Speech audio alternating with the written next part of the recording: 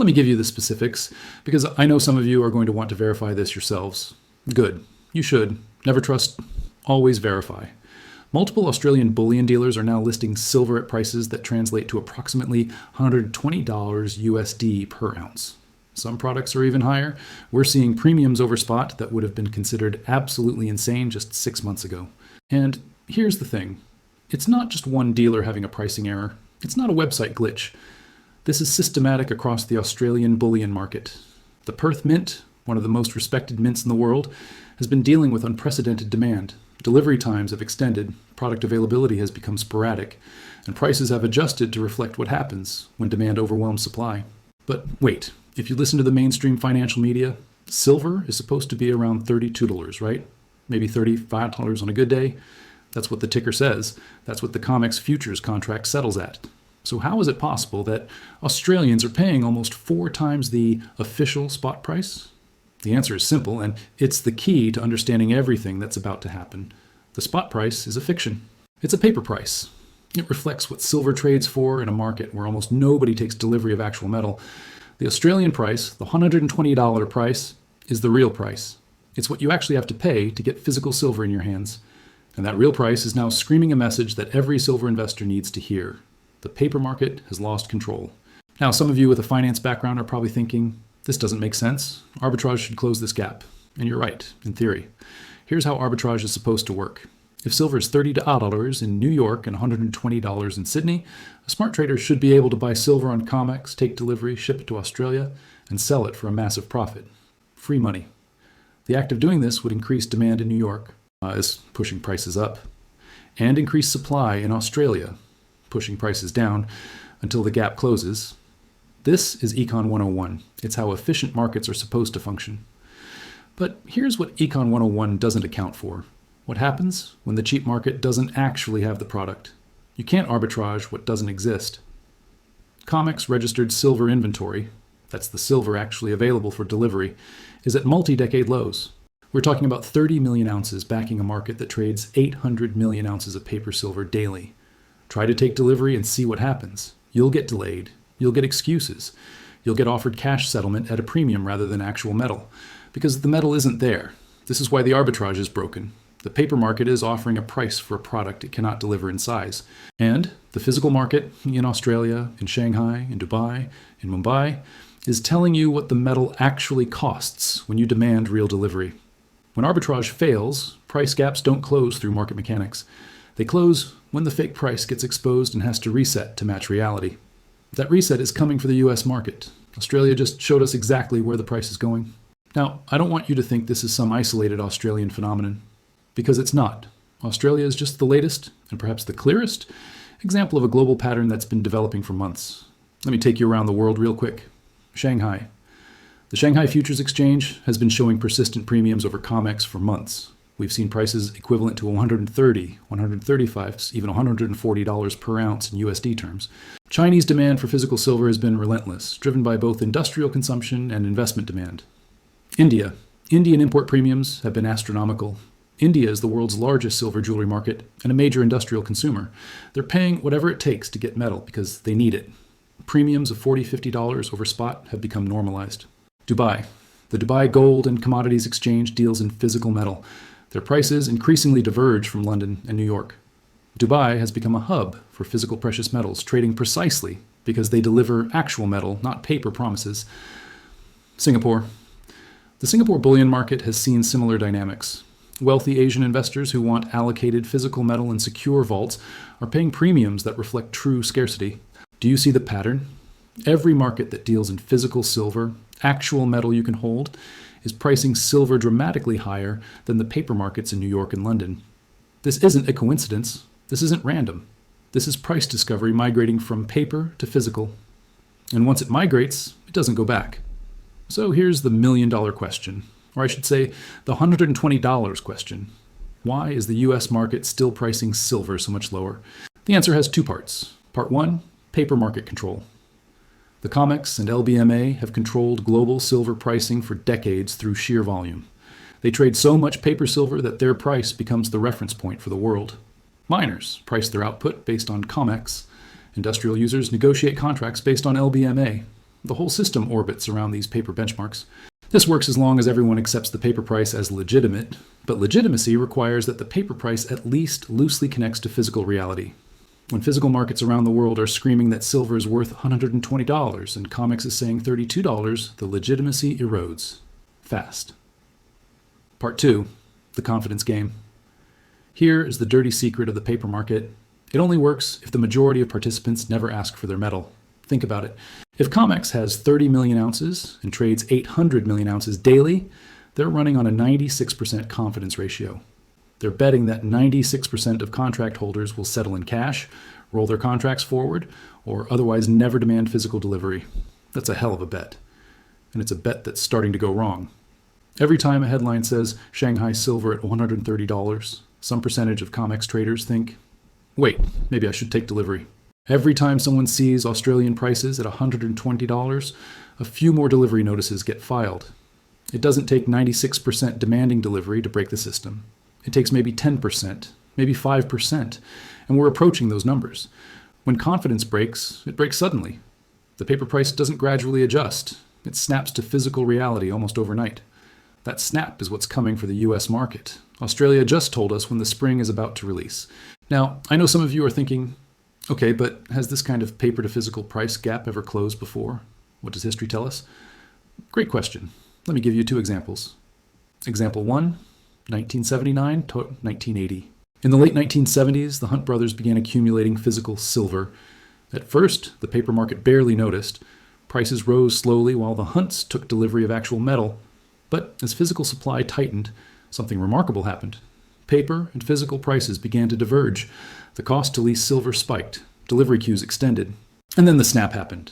Silver went from $6 to $50 in a matter of months, a 700% plus move that caught almost everyone off guard. The people who saw the physical shortage early and positioned accordingly made generational wealth. The people who trusted the paper price got left behind. Example 2, 2020, physical premiums. Remember the COVID crash? In March 2020, the paper price of silver crashed to $12 per ounce. Panic selling in futures markets drove the price down dramatically. But something interesting happened. You couldn't actually buy physical silver at $12,000. Dealers were sold out. Mints stopped taking orders. And anyone who had physical silver for sale was charging $20, $25, $30 per ounce. The paper price said $12. The physical price said 25 plus. Sound familiar? That gap eventually closed, by the paper price rising to meet physical reality. By August 2020, silver was pushing $30. The pattern is clear. When paper and physical diverge, the resolution comes from paper rising to meet physical, not the other way around. Australia at $120 is telling us where the resolution is heading this time. Now, I know there are different types of people watching this video, and I want to address each of you directly. Type 1, the long-term stacker. You've been accumulating silver for years. You've endured the manipulation. You've watched the smackdowns. You've listened to friends and family tell you that you're crazy. Here's what I want you to hear. You were not crazy. You were early. And early is not wrong. It's just uncomfortable. Australia at $120 is vindication. It's proof that the physical market agrees with your thesis. The only thing that was fake was the paper price, telling you your stack wasn't worth what you knew it was worth. Hold your position. Don't get shaken out by volatility. The paper market is going to throw everything it has at suppressing prices as the endgame approaches. Let them. Every smackdown is a gift to accumulate more. Type 2, the recent buyer. Maybe you bought silver in the last 6 months. Maybe you bought near recent highs. You're watching the price bounce around and wondering if you made a mistake. You didn't make a mistake. You made a decision based on fundamentals that are now being confirmed by physical markets around the world. Here's what I want you to understand. Stop watching the paper price. Seriously, it will drive you insane and it doesn't reflect reality anyway. Instead, watch the physical premiums. Watch what Shanghai is paying. Watch what Australia is paying. That's the real price. And the real price is telling you that your silver is worth far more than COMEX says. Your job now is simple. Hold, add on dips if you can afford to, and wait for the US market to catch up to physical reality. Type 3, the skeptic. You're watching. This thinking, it's all hype. Silverbugs have been saying this is the year for decades. Why should this time be different? Fair question. Here's my answer. This time is different because of one thing. Geographic price divergence at this scale is unprecedented. Go back and check. Find me another time when Western paper markets showed silver at $32, while physical markets in Asia and Australia showed 120 plus. You won't find it because it hasn't happened before. The fundamentals have always pointed toward higher silver prices. What's changed is that the mechanism of suppression is breaking in real time, and physical markets are proving it by paying 3 out of 4x the paper price. You don't have to believe me, just watch. The gap will close. And when it closes, you'll understand why some of us were so convinced. Let's talk about who benefits from this situation. Because price suppression doesn't happen by accident. It happens because powerful institutions profit from it. The bullion banks, JP Morgan, HSBC, Bank of America. These are the primary market makers on COMEX. They hold massive concentrated short positions in silver. Here's the game. They sell paper silver contracts they can't back with physical metal, to suppress the price. As long as nobody demands delivery, they pocket the profits from the artificial price suppression. JP Morgan has been fined almost $1 billion for precious metals manipulation. Not allegedly, proven. They admitted to it. And yet they continue to operate as if nothing happened. Why? Because the fines are a cost of doing business. When you're making billions from manipulation, a $920 million fine is just overhead. The Federal Reserve. This one's indirect, but critical. A rising silver price is a vote of no confidence in the dollar. Throughout history, precious metals have been the thermometer for currency debasement. The Fed has every incentive to keep a lid on gold and silver. Not through direct trading, that would be too obvious, but by tolerating the manipulation that bullion banks conduct. It's a symbiotic relationship.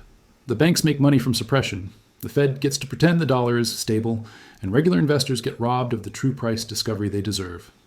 The short sellers, who are trapped. Here's where it gets really interesting.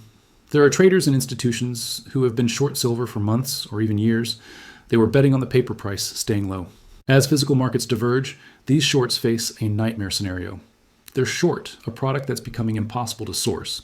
If they get called on their positions, they'll have to buy physical silver at whatever price is available, which is currently $120 in Australia. These trapped shorts have every incentive to keep the manipulation going as long as possible. Because when it fails, they blow up. You know, I have to take a brief moment to check in on our favorite contrarian indicator, Jim Cramer. For those not familiar, the inverse Cramer strategy is simple. Whatever Jim Cramer recommends, do the exact opposite. This strategy has been backtested and shown to outperform most professional money managers. The man has a supernatural gift for being wrong at precisely the moments that matter most. If wrong calls were an art form, Cramer would be hanging in the Louvre. As of my last check, Cramer remains lukewarm to bearish on precious metals. He's still talking about the overheated gold and silver trade, still suggesting there are better opportunities elsewhere. This, frankly, is one of the most bullish signals I can imagine. Cramer's dismissiveness of precious metals during the biggest bull market of our lifetimes tells you everything you need to know about where mainstream financial media stands. The day Cramer turns bullish on silver, like genuinely enthusiastic, is probably the day to take some profits. Until then, his skepticism is confirmation that we're on the right side of this trade. All right, moment of levity over. Back to business. So let's get specific. Where is U.S. silver going and when? I want to be clear, I'm not a fortune teller. Nobody can give you exact prices on exact dates. But I can describe the structural setup and what it implies. Phase 1, acceleration of delivery demands. Current. We're in this phase now. More and more COMEX contract holders are standing for delivery rather than settling in cash. Each delivery drains registered inventory further. As Australian and Shanghai prices scream higher, the incentive to demand COMEX delivery increases. Why settle in cash at $32 when you could take metal worth $120? This phase creates pressure but doesn't yet break the system. Phase 2, delivery failure or force majeure, 1 to 6 months. At some point, and I believe it's closer than most people think, COMEX will face a choice.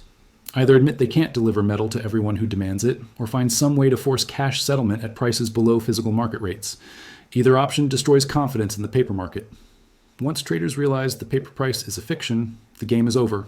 Phase 3, price reset to physical reality, following Phase 2. When the paper market loses credibility, price discovery shifts entirely to physical. The US price resets to match what Australia, Shanghai, and Dubai have been telling us all along. What does that price look like? If we use Australia as a guide, we're looking at 100 plus silver in the US. If we use peak Shanghai premiums, possibly $120, $140. And remember, that's not the top. That's just the reset to physical reality.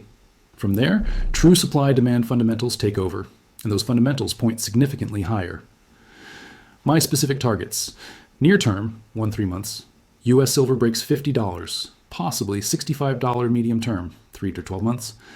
US silver reaches $100, $120, matching current Australian prices. Long term, 12, 24 months. Silver reaches $150, $200 as true price discovery occurs. These are not guarantees. They're structural implications based on the current setup. The actual path will be volatile, with sharp pullbacks that test everyone's conviction. Which brings me to the most important section. Let me give you a clear action plan based on everything we've discussed. Action 1, physical over paper, period.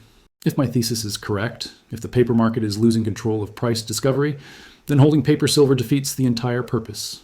SLV, it's custodied by JP Morgan, the same institution fined for silver manipulation. PSLV, better but still paper.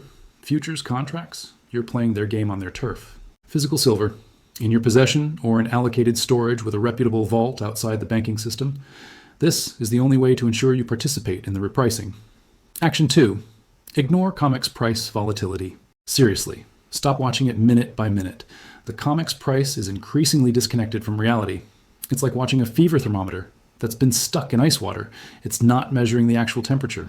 Watch the physical premiums instead. Watch what Australia is paying. Watch what Shanghai is paying.